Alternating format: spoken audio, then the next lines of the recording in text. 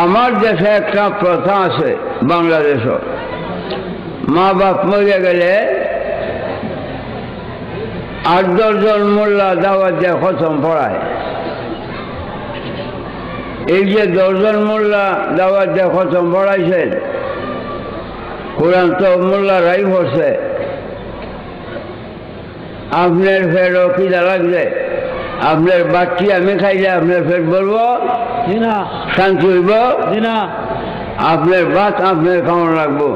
এই 10 জন মোল্লার ভাত খাওয়াইলে আপনার পেটে বর্তমান শান্তি হবে না। এই যে দুনিয়ার কথা। এই জন্য আমার এই জীবন এই পর্যন্ত কারো বাড়ি খতম পড়তে দাওয়াত রাখি না, রাখবো না।